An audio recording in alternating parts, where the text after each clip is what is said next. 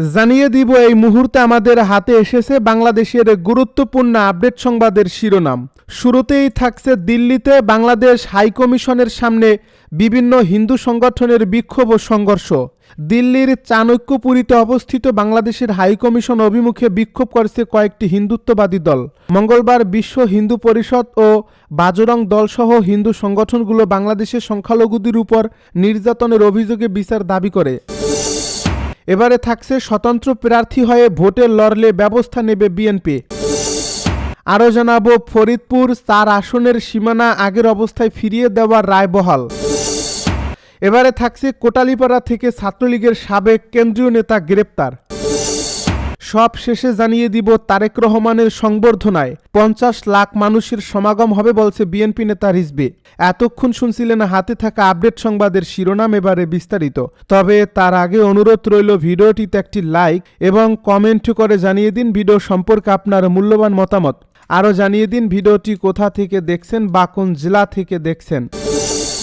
দিল্লিতে বাংলাদেশ হাইকমিশনের সামনে বিভিন্ন হিন্দু সংগঠনের বিক্ষোভ ও সংঘর্ষ। দিল্লির চাণক্যপুরীতে অবস্থিত বাংলাদেশের হাইকমিশন অভিমুখে বিক্ষোভ করেছে কয়েকটি হিন্দুত্ববাদী দল। মঙ্গলবার বিশ্ব হিন্দু পরিষদ ও বাজরং দলসহ হিন্দু সংগঠনগুলো বাংলাদেশের সংখ্যালঘুদের উপর নির্যাতনের অভিযোগে বিচার দাবি করছে। ময়মনসিংহের তরুণ হিন্দু শ্রমিক দীপুচন্দ্র দাসকে ধর্ম অবমাননার অভিযোগে গণপিটুনি দিয়ে হত্যা এবং মরদেহ জ্বালিয়ে দেওয়ার ঘটনায় প্রতিবাদ জানায় তারা। এদিন বিক্ষুব্ধরা ব্যারিকেড ভেঙে পুলিশের সঙ্গে সংঘর্ষে জড়ায় এবং বাংলাদেশ মুর্দাবাদ স্লোগান দিতে দিতে কুশপুত্তলিকা পোড়ায়। তবে বিক্ষোভকারীদের হাইকমিশন ভবন থেকে ৫০০ মিটার দূরে আটকে দেওয়া হয়েছে। ঘটনাস্থলে ভারতীয় নিরাপত্তা বাহিনী কয়েক স্তরের ব্যারিকেড, পুলিশ ও আধাসামরিক বাহিনী কঠোর অবস্থানে রয়েছে। গত শনিবার রাতে কূটনৈতিক পাড়ার একই জায়গায় বাংলাদেশের হাইকমিশনারের বাসভবনের সামনে হঠাৎ একদল লোক বিক্ষোভ করে। ওই সময় হাইকমিশনারকে প্রাণ নাশের হুমকি দেওয়া হয় বলে সেদিন অভিযোগ করেছিলেন বাংলাদেশ হাইকমিশনের কর্মকর্তারা। গতকাল ২২ ডিসেম্বর পশ্চিমবঙ্গের শিলিগুড়িতে বাংলাদেশের ভিসা আবেদন কেন্দ্রের সামনেও সংখ্যালঘুদের উপর নির্যাতনের প্রতিবাদে হিন্দু জাগরণ মঞ্চ ও বিশ্ব হিন্দু পরিষদ যৌথভাবে বিক্ষোভ করে। স্বতন্ত্র প্রার্থী হয়ে ভোটে লড়লে ব্যবস্থা নেবে বিএনপি। দলের সিদ্ধান্তের বাইরে গিয়ে জাতীয় নির্বাচনে স্বতন্ত্র প্রার্থী হয়ে প্রতিদ্বন্দ্বিতা করলে সংশ্লিষ্টদের বিরুদ্ধে সাংগঠনিক ব্যবস্থা নেওয়া হবে বলে জানিয়েছেন বিএনপি মহাসচিব মির্জা ফখরুল ইসলাম আলমগীর। মঙ্গলবার রাজধানীর গুলশানে দলীয় চেয়ারপারসনের রাজনৈতিক কার্যালয়ে আয়োজিত এক সংবাদ সম্মেলনে তিনি একথা বলেন। বিএনপি নেতা মির্জা ফখরুল বলেন, বাংলাদেশ নির্বাচনের দিকে এগিয়ে যাচ্ছে। প্রত্যাশা করি নির্বাচিত সরকার দেশকে কল্যাণের পথে এগিয়ে নেবে।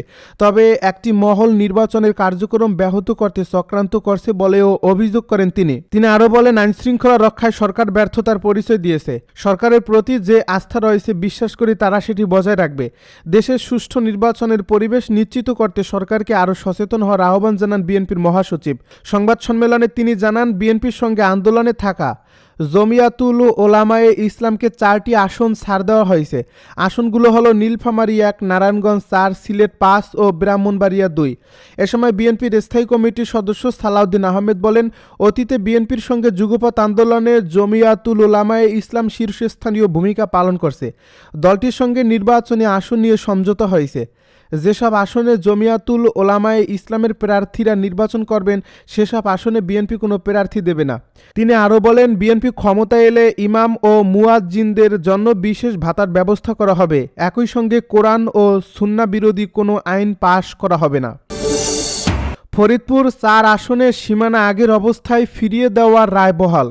ফরিদপুর ৪ সংসদীয় আসনের সীমানা আগের অবস্থায় ফিরিয়ে দিয়ে গেজেট প্রকাশের রায় বহাল রেখেছেন চেম্বার আদালত। মঙ্গলবার আপিল বিভাগের চেম্বার বিচারপতি মোহাম্মদ রেজাউল হকের আদালতে আদেশ দেন। রিটকারীদের আইনজীবী ব্যারিস্টার হুমায়ুন কবির গণমাধ্যমকে বিষয়টি নিশ্চিত করেছেন। এর আগে গত ১১ ডিসেম্বর ফরিদপুর ৪ সংসদীয় আসনের ভাঙ্গা উপজেলা থেকে আলগি এবং হামিরদি ইউনিয়ন দুটিকে ফরিদপুর ২ আসনের নগরকান্দা উপজেলার সঙ্গে যুক্ত করে নির্বাচন কমিশনের প্রকাশিত প্রজ্ঞাপন অবৈধ ঘোষণা করেন হাইকোর্ট। সেদিন আদালতে রিটের পক্ষে ছিলেন ব্যারিস্টার মোহাম্মদ হুমায়ুন কবির। গত ২২ সেপ্টেম্বর ফরিদপুর ৪ সংসদীয় আসনের ভাঙ্গা উপজেলা থেকে আলগী এবং হামিরদি ইউনিয়ন দুটিকে ফরিদপুর ২ আসনের নগরকান্দা উপজেলার সঙ্গে যুক্ত করে নির্বাচন কমিশনের প্রকাশিত প্রজ্ঞাপন কেন অবৈধ ঘোষণা করা হবে না তা জানতে চেয়ে রুল জারি করেন হাইকোর্ট। এর আগে ফরিদপুর ৪ আসনের ত্রয়োদশ জাতীয় সংসদ নির্বাচনে বিএনপির মনোনয়ন প্রত্যাশী মোহাম্মদ শহীদুল ইসলাম বাবুল ও সুপ্রিম কোর্টের আইনজীবী মোহাম্মদ মাহবুবুর রহমান দুলাল সহ ৫ জনের পক্ষ থেকে হাইকোর্টে রিট করা হয়। কোটালীপাড়া থেকে ছাত্রলীগের সাবেক কেন্দ্রীয় নেতা গ্রেপ্তার। গোপালগঞ্জের কোটালীপাড়ার উপজেলা থেকে তাপস হালদার নামে কার্যক্রম নিষিদ্ধ সংগঠন ছাত্রলীগের সাবেক এক কেন্দ্রীয় নেতাকে গ্রেপ্তার করা হয়েছে। মঙ্গলবার দুপুরে উপজেলা সদর থেকে কোটালীপাড়া থানা পুলিশ তাকে গ্রেপ্তার করে। গ্রেপ্তারকৃত তাপস হালদার কেন্দ্রীয় ছাত্রদলের সাবেক সদস্য ও কোটালীপাড়া উপজেলার কলাবাড়ি ইউনিয়নের কুমরিয়া গ্রামের হরেকৃষ্ণ হালদারের ছেলে। তাপস হালদারকে বিশেষ ক্ষমতা আইনের মামলায় গ্রেপ্তার দেখিয়ে জেল হাজতে পাঠিয়েছে কোটালীপাড়া থানা পুলিশ। কোটালীপাড়া থানা সূত্রে জানা গেছে, গত ১৬ জুলাই উপজেলার অবদারহাট নামক স্থানে আওয়ামী লীগ ও তার সহযোগী সংগঠনের নেতারা জড়ো হয়ে মহাসড়কে গাছ ফেলে বিক্ষোভ করে। এতে জনমনে আতঙ্ক ও জনসাধারণের চলাচলে বিঘ্ন সৃষ্টি হয়। এ ঘটনায় পুলিশ ১৫৫ জনকে ঘাত ও ১৫০০ জনকে অজ্ঞাত দেখিয়ে কোটালীপাড়া থানায় বিশেষ ক্ষমতা আইনে একটি মামলা দায়ের করে। এই মামলায় কেন্দ্রীয় ছাত্রলীগের সাবেক সদস্য তাপস হালদারকে গ্রেপ্তার করে জেল হাজতে পাঠানো হয়েছে। কোটালীপাড়া থানার অফিসার ইনচার্জ রিয়াদ মাহমুদ বলেন, তাপস হালদারকে গত ১৬ জুলাই মহাসড়কে গাছ ফেলে বিক্ষোভের ঘটনার মামলার অজ্ঞাত আসামি হিসেবে গ্রেপ্তার করা হয়েছে। ভিডিও ফুটেজ দেখে এই মামলার বাকি আসামিদের গ্রেপ্তারের চেষ্টা চলছে। তারেক রহমানের সংবর্ধনায় ৫০ লাখ মানুষের সমাগম হবে বলছে রিজভী। ঢাকায় বিএনপির ভারপ্রাপ্ত চেয়ারম্যান তারেক রহমানের সংবর্ধনা অনুষ্ঠানে ৫০ লাখ মানুষের সমাগম হবে বলে আশাবাদ জানিয়েছেন দলটির সিনিয়র যুগ্ম মহাসচিব ও অভ্যর্থনা কমিটির সদস্য সচিব রুহুল কবির রিজভী মঙ্গলবার দুপুরে রাজধানীর ৩০০ ফিট এলাকায় নির্মিত অভ্যর্থনা মঞ্চ পরিদর্শন শেষে তিনি একথা বলেন।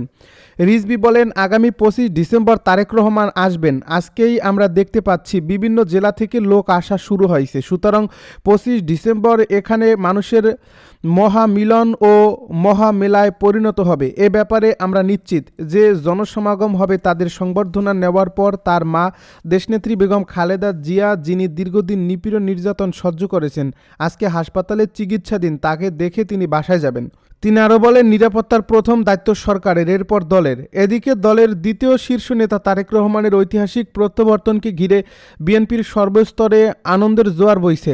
দীর্ঘ প্রতীক্ষার অবসান ঘনিয়ে আসায় তৃণমূল থেকে কেন্দ্র পর্যন্ত নেতাকর্মীদের মধ্যে নতুন করে প্রাণ চাঞ্চল্য ও উদ্দীপনা দেখা দিয়েছে। সকাল থেকেই দেশের বিভিন্ন স্থান থেকে স্লোগান ও প্ল্যাকার্ড হাতে বিএনপির নেতাকর্মীরা মঞ্চ পরিদর্শনে আসছেন। তারা জানান, নেতাকে বরণ করে নিতে সব ধরনের প্রস্তুতি নেওয়া হচ্ছে। এ সময় মঞ্চের সামনে পুলিশের পাশাপাশি সেনাবাহিনীকেও টহল দিতে দেখা যায়। সার্বিক নিরাপত্তা নিশ্চিত করতে দফায় দফায় গাড়িতে করে সেনাবাহিনীর বিভিন্ন টিম মঞ্চ এলাকা পরিদর্শন করছে।